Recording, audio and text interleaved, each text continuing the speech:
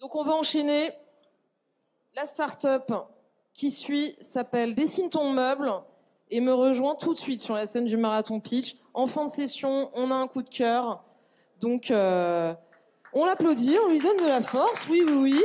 C'est parti. 3 minutes de pitch, 3 minutes de questions-réponses. Dessine ton meuble. Merci. Bonsoir. Dessine ton meuble, c'est un site web qui fait globalement à peu près ce que dit son nom, c'est-à-dire que ça permet de dessiner son meuble, sauf qu'évidemment on va faire un petit peu plus et en l'occurrence on va le fabriquer. Le cœur du site, c'est un configurateur qui a été conçu de façon à pouvoir, avec une interface la plus simple possible, créer des meubles sur mesure qui soient aussi complexes que possible et donc aussi intéressants que possible. L'outil de configuration va vous accompagner dans la construction. Il va vous permettre de choisir tous vos paramètres. Et au cas où vous auriez des questions par rapport à ça, on a bien sûr en plus un service client qui est là pour l'accompagnement et pour permettre de valider l'ensemble des projets. Une fois qu'un meuble a été créé sur notre plateforme, il est bien entendu contrôlé avant d'être envoyé en fabrication et livré chez les clients en kit prêt à monter. Il y a un élément fondamental chez nous, c'est que on a voulu se concentrer sur deux éléments. C'est premièrement le client, bien sûr, et deuxièmement le fait qu'on veut faire du meuble sur mesure à destination de ces clients qui vont le monter eux-mêmes. Donc, on n'a pas pris un process de fabrication traditionnel qui pourrait être une menuiserie existante et chercher à le pousser vers le web. On a repris la totalité du process. Alors, ça veut dire, par exemple, bien sûr, que le configurateur, il évolue régulièrement dans le temps en fonction des demandes de nos différents clients, mais ça veut dire aussi qu'on a, par exemple, prévu pour chaque meuble qui est produit, il y a une notice de montage qui est détaillée et qui est spécifique pour le meuble, qui n'est pas générique. On a donc tous ces éléments qui nous permettent de maximiser, d'optimiser l'expérience client d'un bout à l'autre de la chaîne. C'était vraiment l'objectif. Et on contrôle nous-mêmes les machines de fabrication, ce qui permet aussi d'assurer à la fin du zéro défaut sur tous les meubles qui sont produits. Alors, c'est un concept qui plaît actuellement à pas mal de particuliers, mais aussi de plus en plus de professionnels, pour deux raisons. La première raison, c'est la sécurité qu'on apporte. Notre configurateur, il est basé sur un moteur 3D qui affiche le meuble exactement avec tous ses détails. C'est-à-dire que le client sait parfaitement ce qu'il achète à tous les niveaux de détail. Ça, c'est une première chose.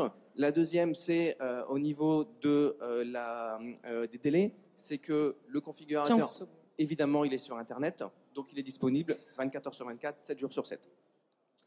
Quelques mots, quelques chiffres. 2017, 15 secondes. 500 10 meubles. secondes. 500 meubles en 2017, c'est le double de l'année précédente. Cette année 2018, on espère avoir le temps de lancer un petit peu de marketing, un peu de communication et surtout faire beaucoup plus de meubles super intéressants et super sympas. Merci. On passe aux questions-réponses. 3 minutes de questions-réponses avec le jury. Alors, là, il y avait une question. Ah, c'est tout ça. Bonjour. Quel est le panier moyen ? Je trouve ça toujours hyper séduisant pour les consommateurs. Et souvent, je les essaie tous. Et c'est hyper cher à la fin. Est-ce que ça va baisser ? Est-ce qu'il faut que ça baisse ? Ou est-ce qu'il faut garder des paniers moyens conséquents pour la marge ? Le panier moyen chez nous, c'est 1 500 € à peu près. C'est effectivement un prix. C'est un prix qui correspond aussi à une réalité par rapport à des fabrications. On n'a évidemment pas l'effet d'échelle qu'on peut avoir sur des fabrications en série. Chaque meuble est individuel. Quel que soit le niveau d'automatisation, il y a toujours un besoin de préparation et aussi tout simplement de logistique et d'emballage qui est important, qui fait que, oui, bien sûr, il y a des volontés de faire baisser les prix. On se heurtera toujours dans tous les cas à des limites qui fait que on ne peut pas imaginer de faire un meuble sur mesure au prix d'un meuble Ikea. Voilà, c'est simplement pas la même prestation. Bonjour. Moi, j'avais juste une question. Vous l'avez peut-être dit, mais je n'ai peut-être pas entendu. C'est vous gérez, par exemple, vous avez les machines sont à vous pour faire les meubles ou vous externalisez cette partie-là? Alors, les machines ne sont pas à nous, à part la machine qu'on a pour le prototypage. Par contre, c'est nous qui faisons le pilotage des machines. C'est du paramétrage tech. Donc, c'est du paramétrage complet. On fournit aux producteurs les fichiers de fabrication finaux qui pilotent la machine, ce qui nous permet de garantir exactement ce qu'on produit. Merci.